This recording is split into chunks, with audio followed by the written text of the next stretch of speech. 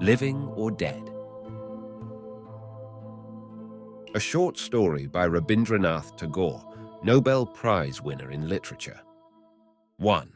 The widow in the house of Saradasankar, the Ranihat Zemindar, had no kinsman of her father's family. One after another, all had died. Nor had she in her husband's family anyone she could call her own, neither husband nor son. The child of her brother-in-law, Saradasankar, was her darling. Far a long time after his birth, his mother had been very ill, and the widow, his aunt Kadambini, had fostered him. If a woman fosters another's child, her love for him is all the stronger, because she has no claim upon him, no claim of kinship, that is, but simply the claim of love. Love cannot prove its claim by any document which society accepts, and does not wish to prove it. It merely worships with double passion its life's uncertain treasure. Thus, all the widow's thwarted love went out towards this little child. One night in Sraban, Kadambini died suddenly. For some reason, her heart stopped beating. Everywhere else the world held on its course. Only in this gentle little breast, suffering with love, the watch of time stood still forever. Lest they should be harassed by the poik, 4 of the Zemindar's Brahmin servants took away the body without ceremony to be burned. The burning ground of Ranihat was very far from the village.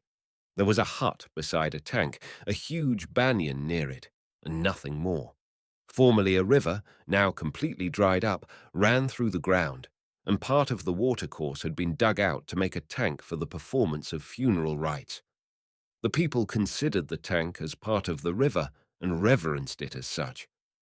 Taking the body into the hut, the 4 men sat down to wait for the wood. The time seemed so long that 2 of the 4 grew restless and went to see why it did not come. Nitai and Gurucharan being gone, Bidhu and Banamali remained to watch over the body. It was a dark night of Sraban. Heavy clouds hung in a starless sky. The 2 men sat silent in the dark room. Their matches and lamp were useless. The matches were damp and would not light for all their efforts, and the lantern went out.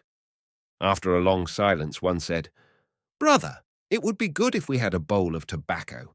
In our hurry, we brought none."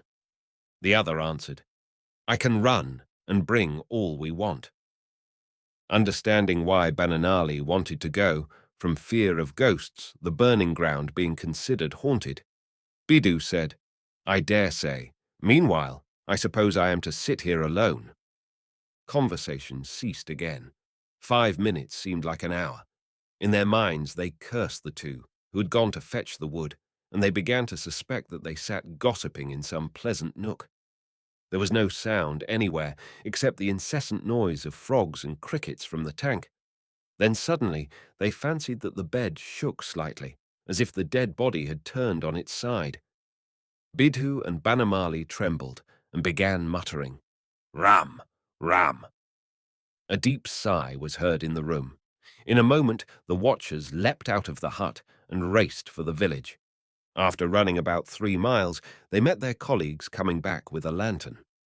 As a matter of fact, they had gone to smoke and knew nothing about the wood, but they declared that a tree had been cut down, and that, when it was split up, it would be brought along at once.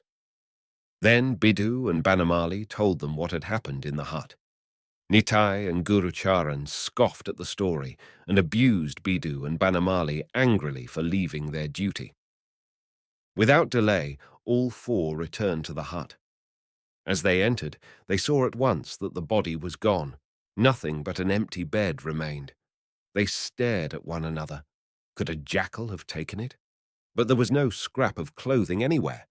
Going outside, they saw that on the mud that had collected at the door of but there were a woman's tiny footprints, newly made. Saradasankar was no fool, and they could hardly persuade him to believe in this ghost story. So after much discussion, the 4 decided that it would be best to say that the body had been burnt. Towards dawn, when the men with the wood arrived, they were told that owing to their delay, the work had been done without them. There had been some wood in the butt after all. No one was likely to question this, since a dead body is not such a valuable property that anyone would steal it. 2. Everyone knows that even when there is no sign, life is often secretly present and may begin again in an apparently dead body. Kadambini was not dead, only the machine of her life had for some reason suddenly stopped. When consciousness returned, she saw dense darkness on all sides. It occurred to her that she was not lying in her usual place. She called out, "Sister," but no answer came from the darkness. As she sat up, terror-stricken, she remembered her deathbed, the sudden pain at her breast, the beginning of a choking sensation. Her elder sister-in-law was warming some milk for the child when Kadambini became faint and fell on the bed, saying with a choking voice, "Sister, bring the child here. I am worried." After that, everything was black, as when an inkpot is upset over an exercise book. Kadambini's memory and consciousness, all the letters of the world's book, in a moment became formless. The widow could not remember whether the child, in the sweet voice of love, called her auntie, as if for the last time, or not. She could not remember whether, as she left the world she knew for death's endless, unknown journey, she had received a parting gift of affection, love's passage money for the silent land. At first, I fancy, she thought the lonely dark place was the house of Yama, where there is nothing to see, nothing to hear, nothing to do, only an eternal watch. But when a cold, damp wind drove through the open door, and she heard the croaking of frogs, she remembered vividly and in a moment all the rains of her short life, and could feel her kinship with the earth. Then came a flash of lightning, and she saw the tank, the banyan, the great plain, the far-off trees. She remembered how at full moon she had sometimes come to bathe in this tank, and how dreadful death had seemed when she saw a corpse on the burning ground. Her first thought was to return home. But then, she reflected, I am dead. How can I return home? That would bring disaster on them. I have left the kingdom of the living. I am my own ghost. If this were not so, she reasoned, how could she have got out of Saradasankar's well-guarded zenana and come to this distant burning ground at midnight? Also, if her funeral rites had not been finished, where had the men gone who should burn her? Recalling her death moment in Saradasankar's brightly lit house, she now found herself alone in a distant, deserted, dark, burning ground. Surely she was no member of earthly society. Surely she was a creature of horror, of ill omen, her own ghost. At this thought, all the bonds were snapped, which bound her to the world. She felt that she had marvelous strength, endless freedom. She could do what she liked, go where she pleased. Mad with the inspiration of this new idea, she rushed from the butt like a gust of wind and stood upon the burning ground. All trace of shame or fear had left her. But as she walked on and on, her feet grew tired, her body weak. The plain stretched on endlessly. Here and there were paddy fields. Sometimes she found herself standing knee-deep in water. At the first glimmer of dawn, she heard one or two birds cry from the bamboo clumps by the distant houses. Then terror seized her. She could not tell in what new relation she stood to the earth and to living folk. So long as she had been on the plain, on the burning ground, covered by the dark night of Sraban, so long she had been fearless, a denizen of her own kingdom. By daylight, the homes of men filled her with fear. Men and ghosts dread each other, for their tribes inhabit different banks of the river of death. 3. Her clothes were clotted in the mud. Strange thoughts and walking by night had given her the aspect of a mad woman. Truly, her apparition was such that folk might have been afraid of her, and children might have stoned her or run away. Luckily, the first to catch sight of her was a traveller. He came up and said, "Mother, you look a respectable woman. Wherever are you going, alone and in this guise?" Kadambini, unable to collect her thoughts, stared at him in silence. She could not think that she was still in touch with the world, that she looked like a respectable woman, that a traveller was asking her questions. Again the Min said, "Come, mother, I will see you home. Tell me where you live. Kadambini thought. To return to her father-in-law's house would be absurd, and she had no father's house. Then she remembered the friend of her childhood. She had not seen Jogmaya since the days of her youth, but from time to time they had exchanged letters. Occasionally there had been quarrels between them, as was only right, since Kadambini wished to make it dear that her love for Jogmaya was unbounded, while her friend complained that Kadambini did not return a love equal to her own. They were both sure that, if they once met, they would be inseparable. Kadambini said to the traveller, I will go to Sripati's house at Nisindapur. As he was going to Calcutta, Nisindapur, though not near, was on his way. So he took Kadambini to Sripati's house, and the friends met again. At first, they did not recognize one another, but gradually each recognized the features of the other's childhood. What luck, said Jogmaya. I never dreamt that I should see you again. But how hate you come here, sister? Your father-in-law's folk surely didn't let you go. Kadambini remained silent, and at last said, Sister, do not ask about my father-in-law. Give me a corner and treat me as a servant. I will do your work. What? Cried Jogmaya. Keep you like a servant? Why, you are my closest friend. You are my... and so on and so on. Just then, Sripati came in. Kadambini stared at him for some time and then went out very slowly. She kept her head uncovered and showed not the slightest modesty or respect. Jogmaya, fearing that Sripati would be prejudiced against her friend, began an elaborate explanation. But Sripati, who readily agreed to anything Jogmaya said, cut short her story and left his wife uneasy in her mind. Kadambini had come, but she was not at one with her friend. Death was between them. She could feel no intimacy for others so long as her existence perplexed her and consciousness remained. Kadambini would look at Jogmaya and brood. She would think, she has her husband and her work. She lives in a world far away from mine. She shares affection and duty with the people of the world. I am an empty shadow. She is among the living. I am in eternity. Jogmaya also was uneasy, but could not explain why. Women do not love mystery, because though uncertainty may be transmuted into poetry, into heroism, into scholarship, it cannot be turned to account in household work. So, when a woman cannot understand a thing, she either destroys and forgets it, or she shapes it anew for her own use.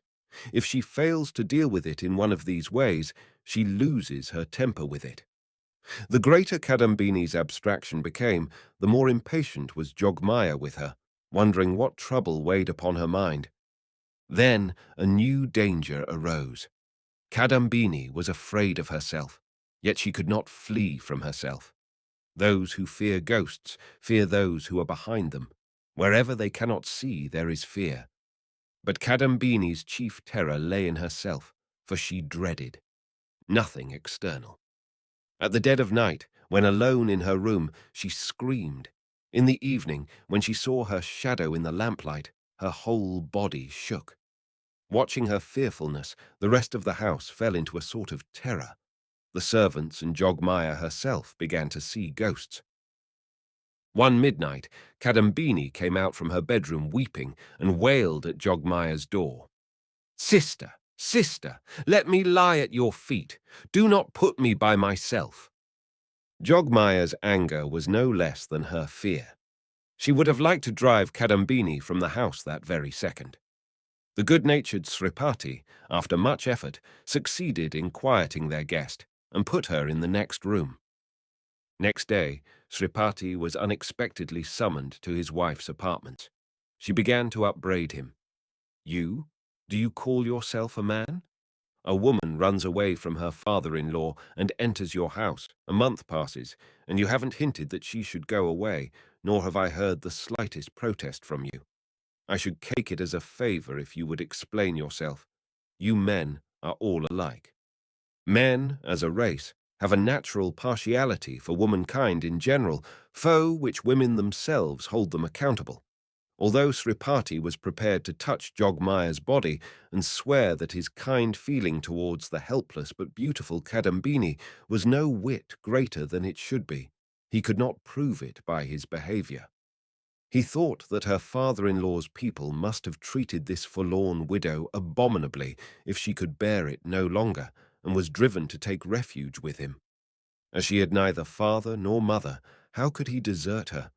So saying, he let the matter drop, for he had no mind to distress Kadambini by asking her unpleasant questions. His wife, then, tried other means of her sluggish lord, until at last he saw that for the sake of peace he must send word to Kadambini's father-in-law. The result of a letter, he thought, might not be satisfactory, so he resolved to go to Ranihat and act on what he learnt.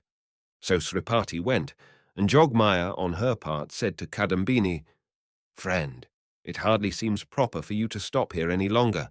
What will people say?" Kadambini stared solemnly at Jogmaya and said, "What have I to do with people?" Jogmaya was astounded. Then she said sharply, "If you have nothing to do with people, we have.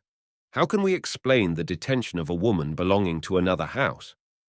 Kadambini said, "Where is my father-in-law's house?" "Confound it," thought Jogmaya. "What will the wretched woman say next?" Very slowly, Kadambini said, "What have I to do with you? Am I of the earth? You laugh, weep, love. Each grips and holds his own. I merely look. You are human, I a shadow. I cannot understand why God has kept me in this world of yours." So strange were her look and speech that Jogmaya understood something of her drift, though not all. Unable either to dismiss her or to ask her any more questions, she went away, oppressed with thought. 4. It was nearly 10 o'clock at night when Sripati returned from Ranihat. The earth was drowned in torrents of rain. It seemed that the downpour would never stop, that the night would never end. Jogmaya asked, "Well?" "I've lots to say presently." So saying, Sripati changed his clothes and sat down to supper. Then he lay down for a smoke. His mind was perplexed. His wife stilled her curiosity for a long time. Then she came to his couch and demanded, "What did you hear?" "That you have certainly made a mistake." Jogmaya was nettled. Women never make mistakes, or if they do, a sensible man never mentions them. It is better to take them on his own shoulders. Jogmaya snapped, "May I be permitted to hear how?" Sripati replied, "The woman you have taken into your house is not your Kadambini." Hearing this, she was greatly annoyed, especially since it was her husband who said it. "What? I don't know my own friend. I must come to you to recognize her. You are clever, indeed." Sripati explained that there was no need to quarrel about his cleverness. He could prove what he said. There was no doubt that Jogmaya's Kadambini was dead. Jogmaya replied, "Listen, you've certainly made some huge mistake.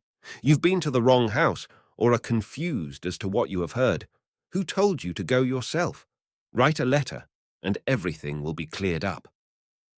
Sripati was hurt by his wife's lack of faith in his executive ability.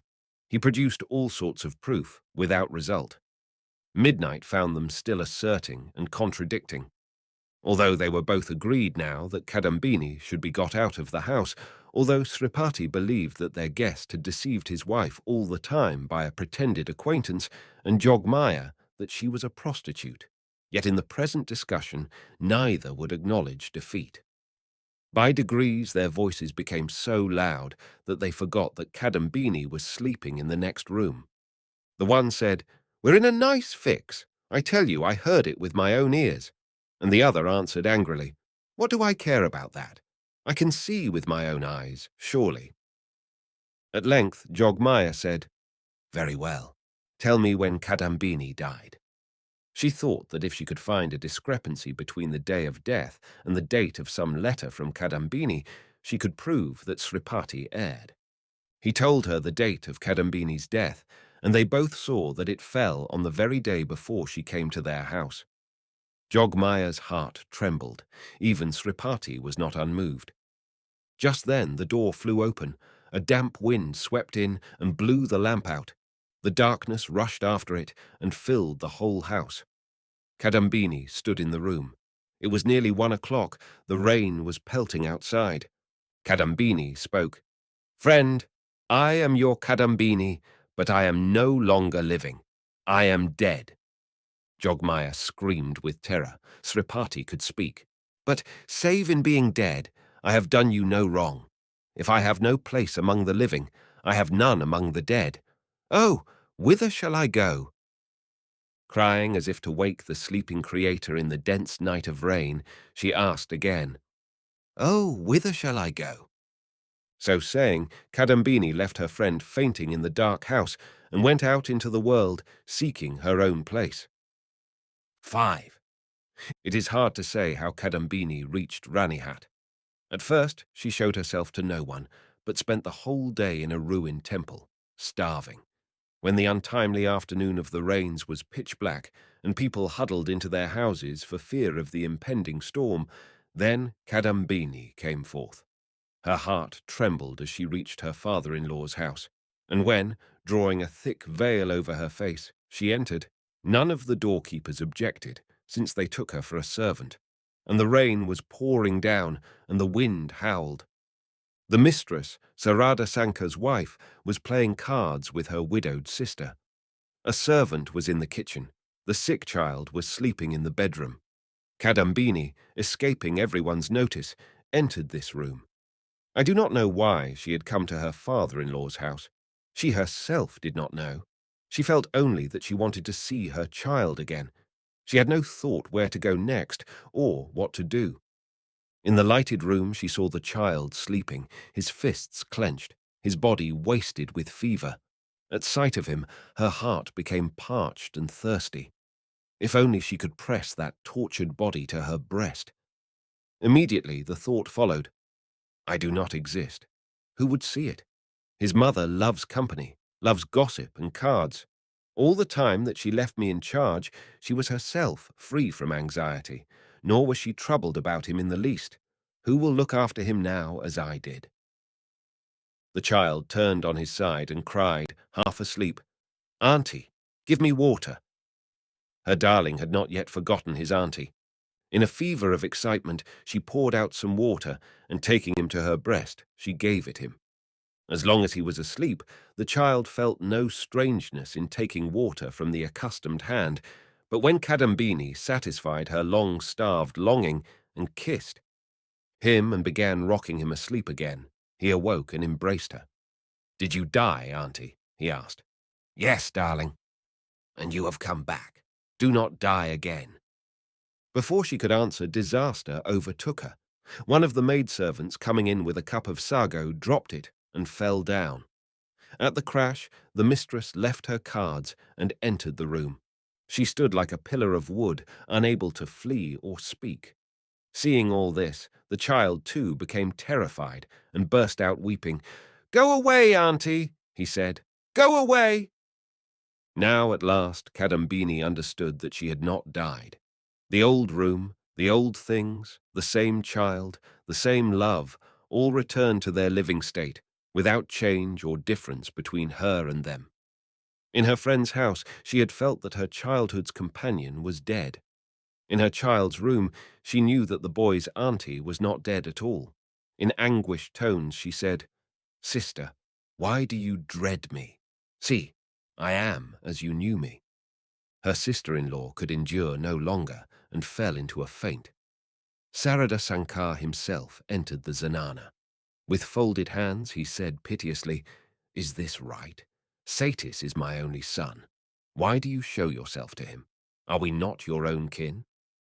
Since you went, he has wasted away daily. His fever has been incessant. Day and night he cries, 'Auntie, auntie!'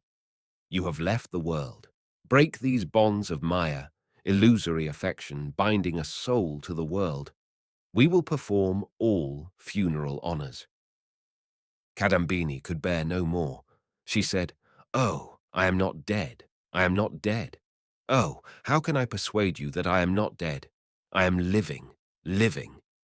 She lifted a brass pot from the ground and dashed it against her forehead. The blood ran from her brow. "Look!" she cried. "I am living." Sarada Sankar stood like an image. The child screamed with fear. The two fainting women lay still. Then Kadambini, shouting, "I am not dead, I am not dead," went down the steps to the Zanana well and plunged in. From the upper story, Sarada Sankar heard the splash. All night the rain poured. It poured next day at dawn, was pouring still at noon. By dying, Kadambini had given proof that she was not dead,